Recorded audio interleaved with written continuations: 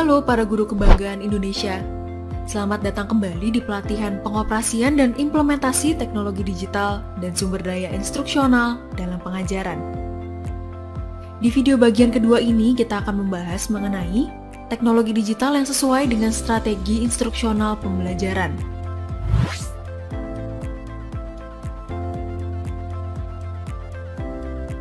Larsen and Locky pada tahun 2014 mengembangkan proses 4 langkah untuk membantu guru sebagai perancang instruksional membuat pilihan teknologi, yaitu: pertama, pemeriksaan peserta didik; kedua, pemeriksaan konteks dan capaian pembelajaran; ketiga, pemeriksaan instruksi termasuk strategi dan kemampuan pedagogi; dan yang keempat, pemeriksaan kedalaman dan keluasan konten.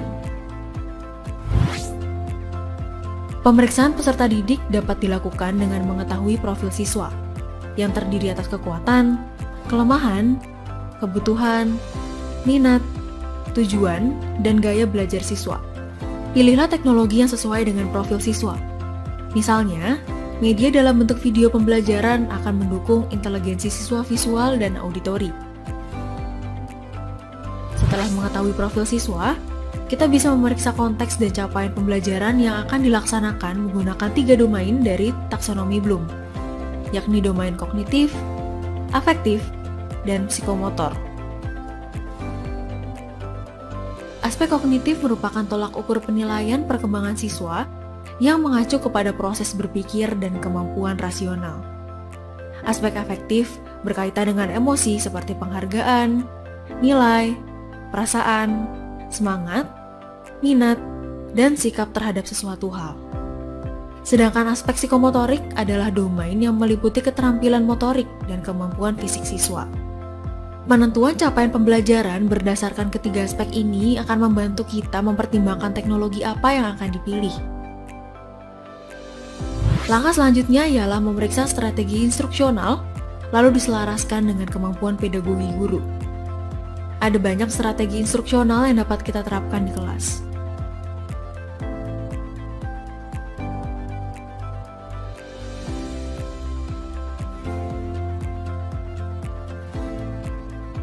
Namun pada prinsipnya, strategi instruksional yang dipilih harus memenuhi kebutuhan siswa dan sesuai dengan hasil belajar yang diinginkan. Dan yang terakhir adalah memeriksa kedalaman dan keluasan materi yang akan disampaikan di dalam kelas. Pastikan media yang dipilih dapat mengcover penyampaian materi di berbagai aspek. Misalnya, pemilihan bentuk media bahan ajar dapat disajikan dalam bentuk teks, audio, video, animasi, atau praktik. Prinsipnya adalah bahwa setiap alat teknologi yang digunakan di dalam kelas harus sesuai dengan keempat aspek ini.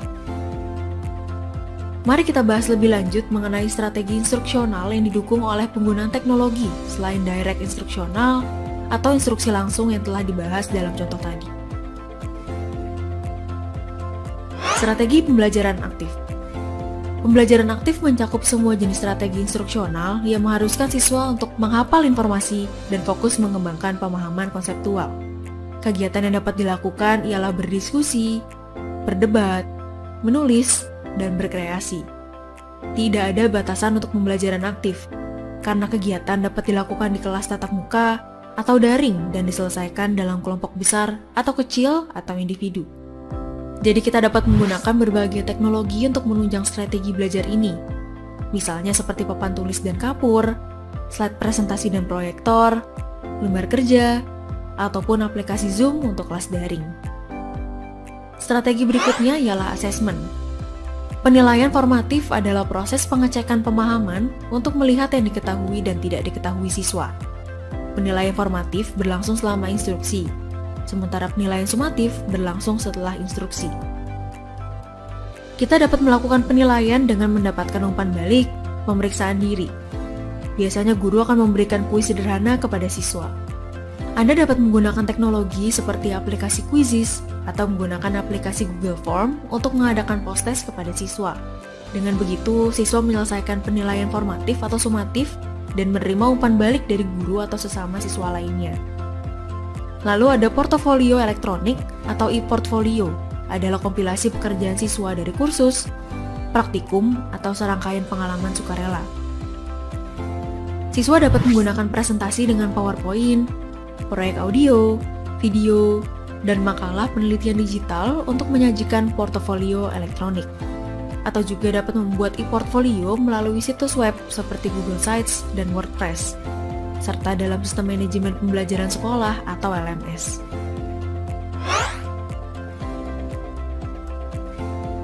Brainstorming adalah jenis pembelajaran aktif di mana guru mengajukan pertanyaan atau masalah dan siswa menghasilkan ide sebanyak mungkin dalam kerangka waktu yang ditentukan. Kegiatan seperti brainstorming dapat didukung oleh berbagai media mulai dari media sosial, gambar, dan video. Kolaborasi dapat didukung oleh teknologi seperti Padlet, OneDrive, dan Google Drive. Lalu diskusi dapat dilaksanakan secara daring melalui chatroom atau ruang obrolan di LMS maupun di WhatsApp.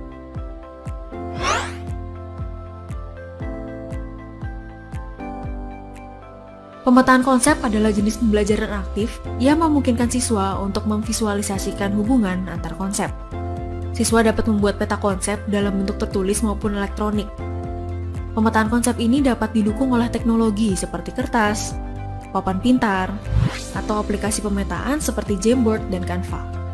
Lalu instruksi media dengan menyajikan video, animasi, teks, gambar, dan grafis. Instruksi ini bisa dipersonalisasi sesuai dengan kebutuhan siswa. Bagaimana para guru kebanggaan Indonesia? Apakah sekarang Anda sudah bisa menentukan teknologi yang tepat untuk pembelajaran Anda di dalam kelas? Gunakanlah tabel pemilihan teknologi untuk membantu kita menganalisis dengan terukur dan terarah. Pada akhirnya, keputusan ada pada kita sendiri, karena teknologi berfungsi sebagai katalisator dan alat bantu. Penggerak utama dalam pembelajaran tetap pada diri Anda sendiri, yaitu pada guru. Para guru kebanggaan Indonesia, Arthur C. Clarke berkata bahwa kita perlu mendidik anak-anak untuk masa depan mereka, bukan masa lalu kita. Oleh karena itu, gunakanlah teknologi yang tepat dalam pembelajaran sebagai adaptasi terhadap pendidikan masa kini. Lalu perlu diingat bahwa penggunaan teknologi yang tepat perlu didasarkan pada prinsip-prinsip dan keterampilan desain instruksional guru yang baik. Salam luar biasa dan terima kasih.